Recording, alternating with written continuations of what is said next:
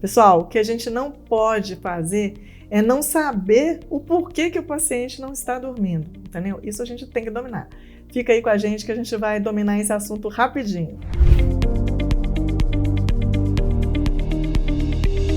Então, olha, hoje nós vamos falar sobre insônia, que é uma apresentação, né, clínica muito frequente no nosso dia a dia como profissional, mas nem sempre o paciente procura a gente por causa da dificuldade de sono, né, ou porque ele não consegue ficar adormecido muito tempo.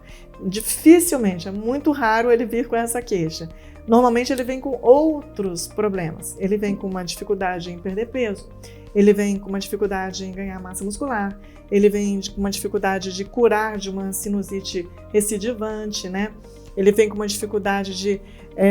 tem queda de cabelo demais, as unhas estão enfraquecidas, o intestino que não funciona, né? Ele vem com uma queixa de ansiedade, ele vem com uma dificuldade de memória. Nossa, eu estou procurando aqui porque eu estou com uma dificuldade de memorização e tudo. Então, qual hipertensão, ele vem com problema de sobrepeso, como eu já falei, né? Hipertensão arterial, ou seja, um paciente oncológico, independentemente da queixa principal que o motivou a procurar a gente tem que fazer essa pergunta crucial, entendeu? E o sono, como é que ele tá? Por quê? Porque a gente já sabe, né, gente? A nossa saúde é o nosso tripézinho aqui que não pode sair da nossa cabeça. A nossa saúde está ancorada, né, na qualidade do combustível. Não tem jeito de errar no combustível de um avião, né? Também não tem jeito de errar no nosso. Não tem jeito de errar na falta de atividade física ou no excesso da mesma, tá? No mesmo, prejudica do mesmo jeito. Não fazer ou fazer demais prejudica do mesmo jeito. E não pode errar no período de sono, que é o período de pausa, tá? Então, essa questão tem que ser abordada, porque se uma delas falhar, errou no combustível, errou na atividade, errou na pausa, é óbvio que a saúde vai estar abalada. Então, hoje é das perninhas do tripé que a gente vai abordar. Então, o sono, como é que vai o sono? É a principal pergunta que a gente tem que fazer hoje em dia. E o paciente vai falar para você assim, não, sono não. Sono é bom, eu não tenho problema com sono. Eu simplesmente chego, na hora que eu dou a parada, no finalzinho da tarde já vem o profit, eu já capoto. Ou seja, isso significa que ele está exausto. Então ele está dormindo por exaustão, ele vem pilhado, parou o estímulo, ele desmorona. Isso não é o certo, tá? O certo é a gente dormir por desaceleração. Mas para que a gente desacelere o nosso cérebro, a gente precisa executar a higiene do sono, que tem que ser instituída pelo menos 3 horas antes do período determinado de adormecimento. Então você tem que provar para o cérebro que ele pode desacelerar e aí dar uma continuidade a uma série de mecanismos que vão, enfim, levar a gente a adormecer. Então, isso é uma pergunta crucial, porque não é que ela bater na porta, o paciente vai falar assim, doutor, eu vim aqui porque o meu problema é distúrbio de sono. Então, a gente tem tanto um problema de exaustão, da forma como abordar, como aquele paciente que dorme, mas acorda no meio da noite, que é o mesmo mecanismo, são níveis diferentes, tá? Esse estava exausto e aí faliu. E aí ele recuperou um pouquinho, em 1, 2, 3 horas, acordou. Aí ele já não consegue dormir mais, tá? E fica cansado o dia inteiro de novo, e pilhagem, cafeína em cima, e energético para poder aguentar o dia. Chega lá, acabou o estímulo, faliu. E tem um outro paciente que ele já está, é um ponto antes, que ele não chega a falir, entendeu? Ele está vigilante em alerta, é aquele soldado na guerra que não desacelera. Então ele não consegue nem ter o período de falha, tá? Ele não cicla, né? Ele vira 24 horas acordado se ele não tomar alguma coisa. E tem aquele paciente também que não tem nada disso, ele acha que dorme bem, ele acha que ele apaga na hora que acabaram os estímulos, é exaustão. Ele permanece, cumpre o tempo de cama, mas ele acorda cansado. Significa o quê? Que ele não dormiu. tá? Só que não tem jeito da gente aferir isso clinicamente, porque o próprio paciente acha que dormiu, né? Ele acha que ele capotou, induziu bem o sono, ele acha que cumpriu o tempo de cama porque dormiu 8 horas, mas ele acorda cansado ainda. Então, como é que a gente faz para diagnosticar? Medicina de precisão. Então, a gente vai ter que explorar o padrão de sono, a arquitetura de sono desse paciente por polissonografia, porque senão a gente não consegue fazer diagnóstico, tá? Mas é preciso que a gente entenda. Então, o paciente que está pilhado o dia inteiro, porque hoje quem que não tá? A gente não existe praticamente alguém normal no planeta hoje, né? Tá todo mundo super estimulado, com excesso de distúrbio, de perturbação e exigências, né, que levam ao estado de hipervigilância, tá? Tá vigil demais, tá super em alerta, né? O mediador químico, o neurotransmissor, é a noradrenalina e a adrenalina. Isso leva a um estado que não é estresse, porque todo grau de estresse controlado, isso é bom. Isso é bom para nos manter em forma. Imagina como é que você ia ter um batalhão para te defender de uma guerra se o soldado não fosse treinado, né, para isso. Ele não passasse por uma série de treinamentos grandes, né, importantes para ele poder estar em forma. Então, um grau de estresse para o sistema imunológico, para o sistema cardiovascular, para o sistema muscular, osteomuscular, ele é super interessante. O que a gente não pode ter é um distresse, que é um mau estresse. Por quê? Porque senão ele vai reduzir a vida média de qualquer máquina que não para. E por acaso nós estamos falando do corpo humano, tá? Então, o que a gente mais vê hoje em dia é essa frase que o americano fala muito bem. O paciente está tired and wired. Está cansado e ligado. Mas não adianta, porque você veio o dia inteiro, buscou menino, levou, pegou trânsito, atendeu, pagou boleto, que não sei o que, fez suas relações sociais, organizou casa e etc. E teve problema com uma empresa lá no outro país e etc. E agora você fala, gente, 9 horas da noite, agora eu vou dormir. Não tem jeito. Cadê a higiene do sono? Cadê a demonstração para o cérebro que ele pode desacelerar? É assim? Não, assim é droga. Assim a gente consegue desligar, com droga. Não é o objetivo desse vídeo, né? A gente quer falar de mecanismos, então a gente tem que saber por que o paciente não dorme, né? A gente não pode não saber. Então, falando do cérebro, que é o sistema responsável, né, pela manutenção do ciclo vigília-sono, esse cérebro é responsável por tudo. É lógico que ele é responsável pela ciclagem temporal do dia e da noite. Acontece que essa criatura aqui, o cérebro humano, ele pesa 1,5 kg e ele tem normalmente que gastar apenas 20% do que você come. Tá? A quantidade de energia que você come, o cérebro tira, 20% é meu, para produzir o ATPzinho dele. Tá? Agora, um cérebro hipervigilante, um cérebro super atento, que sabe, está enxergando de A a Z, em cima, embaixo e vários movimentos ao mesmo tempo, né? Um cérebro que está dividindo 1 segundo para pôr várias coisas realizáveis dentro de 1 segundo simultaneamente, não é um cérebro que está gastando 20%, porque ele tem uma exigência maior. Então, olha só o menininho chorando. Esse cérebro está gastando muito mais do que ele pode, entendeu? Ele está gastando 30% até 40%. Se o cérebro está tirando 30%, 40% do que você coloca para dentro em termos de energia, sobra 70%, 60% para o corpo. Para o corpo fazer o quê? Para o resto do sistema, o resto das células, o resto do povo, dos trabalhadores, conseguirem fazer o quê? Regenerar estruturas que foram, né, lesionadas, né? Promover a defesa. Você entrou em contato com alguém gripado, ou você tem que manter o equilíbrio de fungo e bactéria no corpo bem dominado, o equilíbrio de um vírus. Não sobe o orçamento para defesa, não, porque você tem ataques repetidos de herpes simples, ataques repetidos de herpes zoster, candidíase vaginal de repetição, né? Uma gastrite que não cura de jeito nenhum, né? Uma sinusite que se arrasta e evolui para uma sinusobronquite e quiçá uma pneumonia. Ou seja, não é que a defesa esqueceu o que ela tem que fazer, não. Ela sabe muito bem o que ela tem que fazer. O problema é que ela não tem orçamento para ela fazer o que ela tem que fazer, tá? Aí o paciente vem com dificuldade de ganho de massa muscular. Professor, doutora, eu tô tentando fazer academia, mas eu não consigo, eu tô desistindo, porque eu faço o treino, aí eu quase morro, entendeu? E aí, de dor depois, 24 horas depois, eu tô morrendo de dor. Aí eu falei pro personal, o personal até diminuiu o treino, entendeu? Diminuiu os pesos, a intensidade do treino, mas mesmo assim, dói demais, eu não tô aguentando. E além disso, ela não consegue ganhar massa muscular. Por quê? Porque o estímulo foi correto, a musculatura foi rota, o treino foi ok, foi adaptado, mas não tem orçamento para reconstrução da massa muscular. Tá?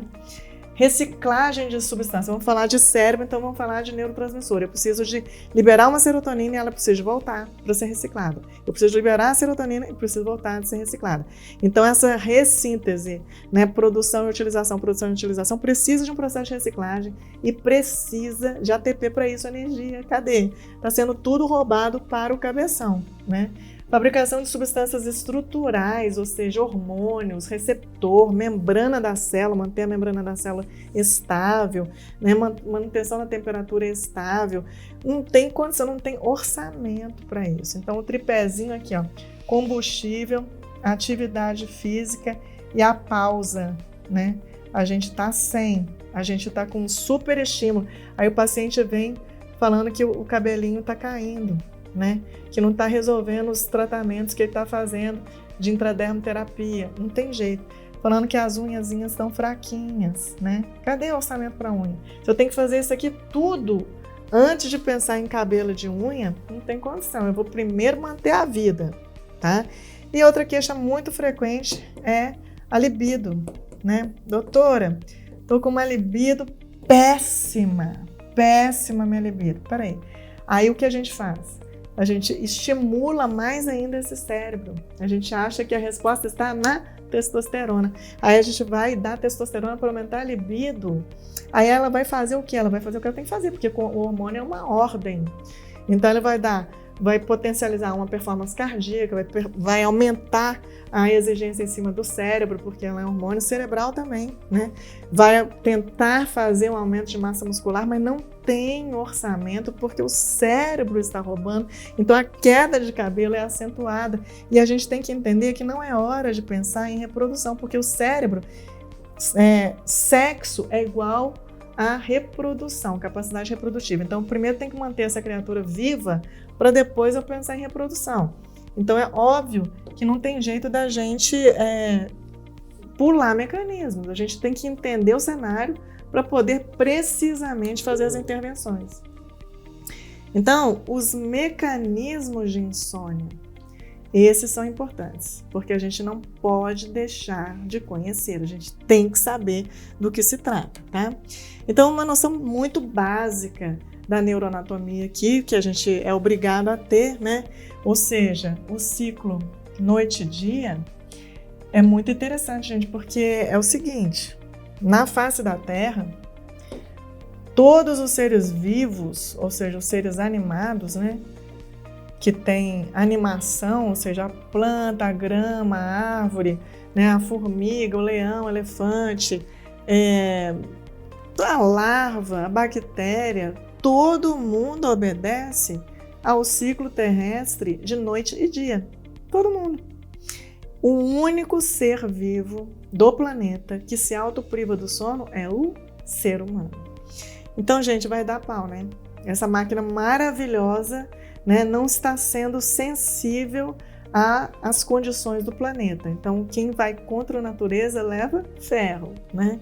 Então, o nosso órgão sensorial responsável pela captação de estímulos da natureza, né, é a visão, é a audição, é o olfato, o paladar e o tato. Mas em relação ao sono, é a visão, tá? Então, a visão avisa o sistema se é noite ou se é dia.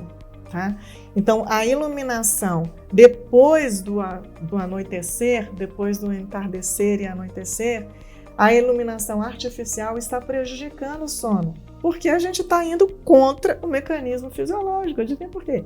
Então, assim, a luz inibe a produção de melatonina por essa glândula aqui que chama pineal ou hipófise, dá no mesmo. É a mesma coisa, são sinônimos, tá? Então, a melatonina é um hormônio, é uma indolamina, é um hormônio, é verdade, não é mentira, existe, tá? E que é produzida por nós a partir do momento em que há queda da luminosidade, ou seja, escuridão. Então, a escuridão estimula a síntese de melatonina, que é o pontapé inicial para que a gente durma. Isso aqui não é balela, não é modismo, não é nada de suplementação anormal, não. Isso é mecanismo, está descrito em qualquer livro de fisiologia, de neurofisiologia, de ciência de base, com muito mais detalhes, né? Então, a gente tem uma estimulação por luz que é deletéria, tá? Aliás, errei aqui, na verdade é o contrário, né? A gente tem uma estimulação por luz que é deletéria e a gente não vai produzir melatonina, tá certo? A gente não vai ter essa melatonina produzida aqui na pineal. Aí a gente precisa dela, né, gente? A gente precisa para sobrevivência. Então, o certo é a gente ter escuro para que a visão aqui, essas células aqui da retina, que são fotossensíveis, respondem à luz, né? São sensíveis à luz, venha por esse tracto aqui, ó. Chega aqui. Quem que é essa estrutura aqui estelar? Uma estrela de quinta grandeza. É esse núcleo aqui, ó. Tá até aqui já escrito, ó. O núcleo supraquiasmático. Ele regula todo mundo. Todos os outros micro-relógios biológicos que a gente tem são regulados pelo núcleo supraquiasmático. Então, ele vai ter conexão direta com a luminosidade da retina. Se é dia, ele vai responder de um jeito. Se é noite, ele vai responder de outro jeito. E o que ele faz? Ele é um temporizador. Ele diz para o sistema, gente, tá luz. O povo vai trocar. O povo de dormir, acorda aí que vocês têm que trabalhar. E o povo que está trabalhando, vamos para casa, vamos trocar o turno. Ou seja, ele troca os turnos das células funcionantes. Ele troca as funções do sistema, como uma planta troca as funções dela durante o dia e da noite, né? Ela faz fotossíntese de manhã até o anoitecer e depois ela vira um humano, né? Ela se comporta como um humano. Então, o núcleo supraquiasmático, ele faz isso, ele troca os turnos, entendeu? E esse trato é o trato que sai da retina e leva para ele, para o hipotálamo, tá bom? Essa é a glândula pineal. E aqui é outra coisa que a gente não precisa saber, não. Precisa saber é isso daqui, ó.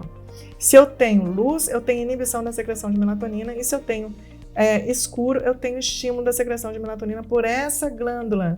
Então, assim, não como é que fala? Não é erro, não sei de onde tirou, isso é modismo. Não, isso existe, está descrito. A gente é que a gente conheça com mais riqueza de detalhes.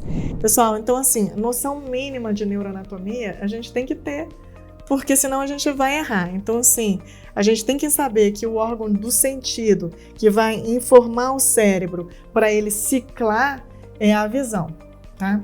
Então, a visão, a retina, sobretudo, né? Ela é quem vai informar o cérebro do que ele tem que fazer. Se ele tem que se comportar como alguém que está alerta ou se ele pode desacelerar e trocar a função, tá? Então, a visão está aqui, né? Aqui no fundo da retina tem as células fotossensíveis, que elas são sensíveis à luz, tanto a presença quanto a ausência da luz. Vão enviar estímulos para esse núcleo aqui, que é o núcleo supraquiasmático, que é o nosso relógio principal. Ele regula todos os outros relógios biológicos, até o cortisol ele regula. Então ele regula a temperatura corporal, ele regula cortisol, ele regula hormônio de crescimento, ele regula os hormônios sexuais femininos, ele regula tudo, os ciclos. Todos os ciclos são ele que regula, tá? E aí ele é sensível à luz, né, gente? Então, assim, na hora que vem uma baixa de luminosidade, ou seja, há uma estimulação do núcleo supraquiasmático. Aliás, na hora que vem luz, há uma estimulação do núcleo supraquiasmático e essa glândula, que é a glândula pineal ou hipófise, tanto faz, tá? São sinônimos, ela é quem secreta um hormônio, uma indolamina chamada melatonina. Isso aqui não é balela, não é modismo, não é nada não, isso aqui existe, tá? A gente secreta a melatonina, que ela é o pontapé inicial para o início do processo de sono. Então, se não houver secreção da melatonina, por exemplo, iluminei a retina depois do adormecer. Iluminei a retina, eu vou o quê? Ativar o núcleo supraquiasmático, que ia dar comando pro povo, ó, troca de turno aí que vocês já estão cansados, o seu trabalhador trabalhou 12 horas, agora é outra turma, ele deixa de fazer, entendeu? Então deixa o povo trabalhando aí 24 horas, porque ele está ativado, então ele vai dar comando pro povo de continuar a trabalhar do jeito que tá. Entendeu?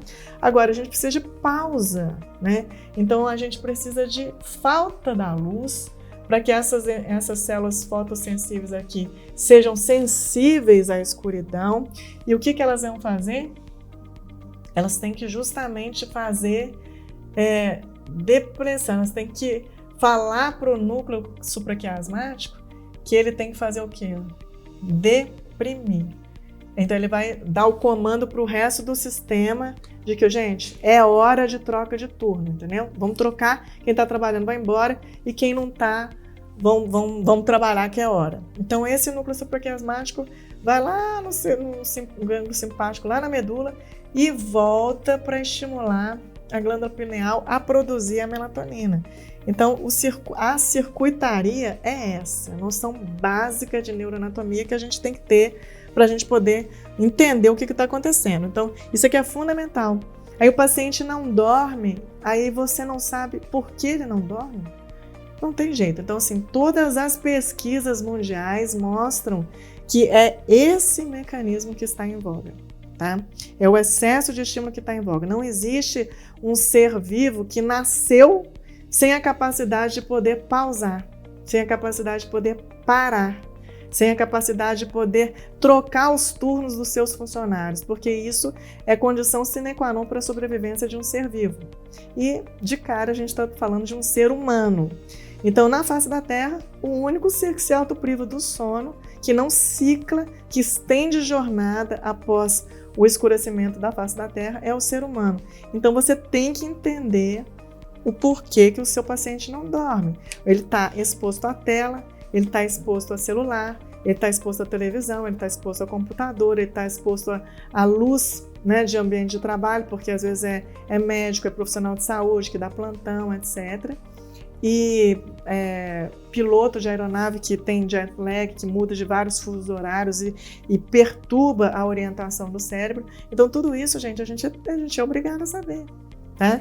Então não tem conversa de que eu não sei porque o paciente não está dormindo. Tem que saber, porque é esse o mecanismo. E ele nunca vem com uma queixa é muito raro, né? Nunca é muito pesado, mas assim, é muito difícil o paciente vir com uma queixa simples de que ele não está conseguindo dormir. Isso normalmente faz parte da investigação ou, na verdade, ele chega a essa conclusão durante a entrevista médica, né? Mas ele vem por outra queixa. Não estou conseguindo perder peso, né? Não estou conseguindo ganhar massa muscular, eu estou com uma gripe que não para, né? Uma sinusite recidivante, eu estou com uma eclosão de herpes sem fim. Então, assim, isso tudo são questões que a gente tem que levar em consideração. Pessoal, então, assim, falando na apresentação clínica ou na queixa, ou como o paciente vai chegar até a gente, raramente estão batendo na tecla de que ele raramente vai chegar no seu consultório e falar: eu tenho um problema do sono. Então, ele vai se apresentar de várias formas.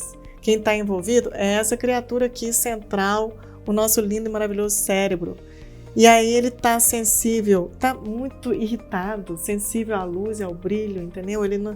Qualquer som já irrita ele, né? Ou ele está tendo episódio de tontura, que é super comum ir parar no otorrino, ir parar no otoneurologista, tá? Para diagnóstico de uma tontura e que a causa de base é uma privação de sono. Tá? Dor de cabeças, né? Cefaleias que não se acha a causa e acha que ela é espontânea, né?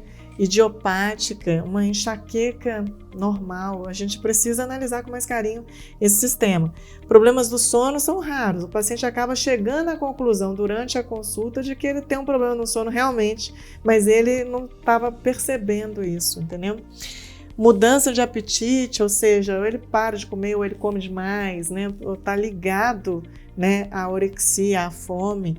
Então, fadiga, nossa, eu tô com um cansaço crônico. Eu já rodei 25 mil médicos e eu não tô entendendo por que eu tô assim, uma síndrome da fadiga crônica. Será que eu tenho uma bactéria que não foi descoberta? Será que eu tenho algum câncer que não foi descoberto?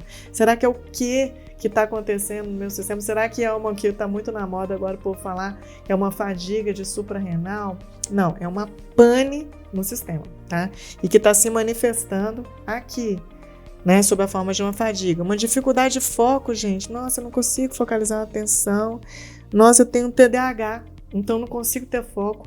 Isso é uma manifestação de um estado de hipervigilância, tá? Então, quem não viu o vídeo de ansiedade, corre lá e dá uma olhada para estudar sobre os mecanismos da ansiedade, porque elas fazem link com os mecanismos de insônia, tá? Falta de memória, eu não consigo gravar nada, porque claro que quando você grava, quando você salva na sua HD, que é o hipocampo, a solidificação do conteúdo é feita pela acetilcolina durante o sono REM. Então, se você tem um prejuízo da arquitetura do sono, seu sono é todo fragmentado, e às vezes você não sabe, porque quando você está dormindo, você já não tem problema de sono, né? Você já apaga com qualquer coisinha. Aí, de repente, você desperta, esse paciente ele pode achar que ele realmente tem um problema de sono, mas quando você apaga e não desperta, só que você não quer acordar, significa o quê? Que o tempo de cama foi insuficiente porque a qualidade, a arquitetura do seu sono foi prejudicada. E não dá para a gente perceber porque você acha que dormiu. A gente precisa de um exame chamado polissonografia para a gente poder saber se o paciente dormiu ou não, porque às vezes a gente está tendo microdespertares e não tem consolidação na memória. Ele perde a memória, é um dos fatores, tá? Porque não consegue atingir o sono REM. O outro é porque não tem pausa. É o trabalhador que está trabalhando diuturnamente, sem pausa. O trabalhador que trabalha 24 horas por dia, 7 dias por semana. É o neurônio sem a pausa. Então, óbvio que ele vai esfacelando. A gente chama isso de burnout síndrome, porque torra tudo. A temperatura do neurônio ultrapassa 50 graus, derrete. E aí, como é que ele vai consolidar essa memória, né? Então, assim, é muito mais profundo do que o raso que a gente está vendo. Manifesta como uma síndrome de depressão ou ansiedade, porque a ansiedade está sempre presente nos casos de insônia e vice-versa. Elas são comórbidas na grande maioria das vezes, tá? E sensibilidade ao ruído eu já falei. Então, assim, é para ter bastante cuidado na análise do sistema, dos sintomas que estão ao redor, né, do foco principal, da queixa principal do paciente, porque a gente precisa reparar esse paciente. A gente precisa cuidar melhor dele, tá? Então, a insônia, o que ela é? É uma alteração do ciclo sono-vigília. É uma alteração, uma baita alteração do ciclo noite e dia. É essa causa. E quais são os mecanismos envolvidos? Os mecanismos é esse, gente. Não tem outro não, só tem isso descrito em todas as vias, tá? Bioquímicas, neurológicas e tudo, é a mesma coisa. A gente é que precisa saber para não errar. A gente tem que ter essa resposta na cabeça. Então, a gente tem uma baixa absurda de melatonina, que é o início do processo de sono. Aí, a consequência da falta de melatonina é a falta de produção de GABA. E a consequência da falta de produção de GABA é uma desinibição, é um aumento da histamina e a orexina que mantém esse ciclo, mantém esse povo baixo, tá? E então o paciente, ele acorda, tá? Então, se eu tenho baixa dos principais neurotransmissores, um inicial, o outro mantenedor, eu não consigo manter o meu sono, porque eu tô com os outros neurotransmissores sem serem inibidos, na verdade, entendeu? Então, esse é o mecanismo. É preciso conhecer essas coisas direitinho. Pessoal, então, olha, recapitulando, né? A pineal, que é a hipófise, né? São sinônimos, está dentro do crânio. Ela é sensível, né? as informações trazidas pela retina, aquelas células lá no fundo da retina, células fotossensíveis, ganglionares fotossensíveis, que percebeu a queda da luminosidade aqui à noite. Se anoiteceu, a hipófise começa a produzir melatonina porque ela recebeu um call, né? Ela recebeu um chamado para isso, então aumenta a produção de melatonina. A melatonina vai e estimula quem? Esse núcleo supraquiasmático no hipotálamo, que tem receptor para melatonina, tá? Então, os receptores M1 e M2 vão encaixar, e a melatonina encaixa neles. E na hora que encaixou, ele também recebeu a mensagem. Ele recebeu a mensagem de, pessoal, atenção, atenção, vamos ciclar. Agora é hora de trocar o turno, entendeu? Quem estava trabalhando vai dormir, quem estava dormindo vai trabalhar. Então, essas trocas de funções no nosso corpo, elas são essenciais para a manutenção da saúde. Não, imagina um funcionário que não dorme, gente, você vai fazer o que com ele? Ele vai morrer e você vai ser processado. Então, assim, a mesma coisa aqui. Então, o núcleo supraquiasmático, a partir do momento que ele deu a mensagem de vamos ciclar e trocar esse turno, ele ativa esse núcleo aqui também, ó. Isso aqui você não pode esquecer, não, gente. Isso aqui é um núcleo supraquiasmático que recebeu a mensagem da melatonina para poder ciclar, deu um check, ciclou, ele ativou o VLPO. Que é isso? É o núcleo ventrolateral pré-óptico. Onde é que ele está? Hipotálamo lateral. Existe, tá, gente? Essas coisas a gente tem que ficar familiarizados. Ele recebe a ativação do núcleo supraquiasmático e ele é o que? Qual que é a importância dele, gente? A importância dele é que ele é cheio desse amor aqui impossível de GABA, entendeu? Ele derrama GABA para todo o sistema. Olha que todo mundo vai ficar feliz de estar na banheira mergulhada de GABA. Porque o que o GABA faz? O GABA induz o sono, né, gente? Ele induz o sono. Ai, graças a Deus eu consegui. Então a melatonina induz o sono por conseguir fazer com que o núcleo supraquiasmático ative o VLPO, que é onde contém os neurônios ricos em GABA, entendeu? E aí esses neurônios ricos em GABA ativados, eles vão promover o sono. E além disso, tem um papel super importante sobre esse sistema aqui, ó, sistema ativador ascendente. É o sistema ativador ascendente, é o sistema que acorda, acende o cérebro. Então, além dele induzir o sono, o GABA também deixa esse povo aqui silenciado, entendeu? Dá um nocaute nesse povo aqui, que é o hipotálamo lateral, que é a formação reticular e que são os neurônios do núcleo túbero-mamilar. Então, ele mantém o sono, tá? Então, o GABA induz o sono e mantém o sono, porque esse povo aqui, ó, inibido, não vai ser capaz de secretar a orexina e nem a histamina. Então, quem que vai estar dominando no pedaço? A melatonina e o GABA. Então, o sono do paciente vai ser fantástico, mas é preciso que a gente entenda esses mecanismos, é preciso que a gente obedeça à natureza, né, gente? Porque senão a gente está contra ela, e contra ela normalmente nada vai bem. Então, se você gostou, né, além de se inscrever no canal, né, além de deixar seu comentário, críticas são importantíssimas, tá? Compartilhe também, porque vamos fazer uma corrente do bem para a gente conhecer mais do que é preciso conhecer, que são os mecanismos, né, de como nós funcionamos. Sempre um beijo, é isso aí.